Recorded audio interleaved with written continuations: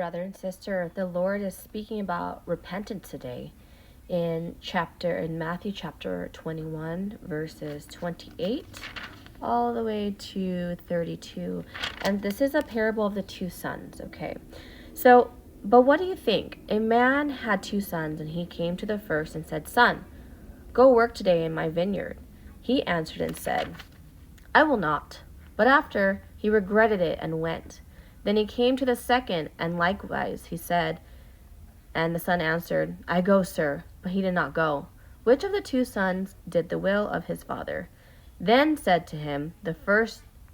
Jesus said to them. Okay, so the Lord is saying right now that the way to repentance is a change of mind.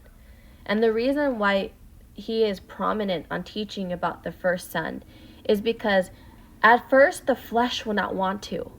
But later, as the Spirit speaks and seeps into you and dwells, you will ultimately shift and change your ways and change your mind into repentance.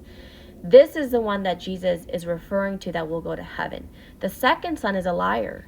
The second son, yes, I will do, but he was all talk. He just did and said what other people wanted to hear. In this case, the father who asked him to go work in the vineyard. He wanted the father to be soothed by his words, but ended up not going to do it, which is a form of manipulation that is witchcraft. And so many people in the church today are not watching the words that they speak. They're not watching the words that they say to others.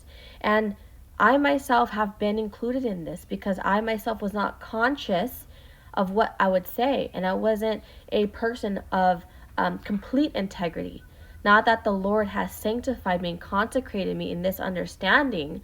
He is also reaching you guys as well that it is never too late to be understanding of what integrity means when you say yes and you mean yes, and when you say no and you mean no. And the Lord is saying to you today, deny your flesh and go towards the Lord. Seek the kingdom first, and all shall be added onto you.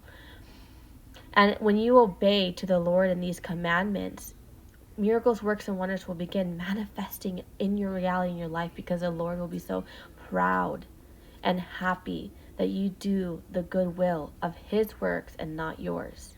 And so Jesus is saying to you today that he loves you. He has compassion. He's waiting for you to pour out unto your from your heart onto his throne, onto his altar, and give all of it to him, because he knows what's already in there, and he's just asking you to confess what that is. Don't sugarcoat it.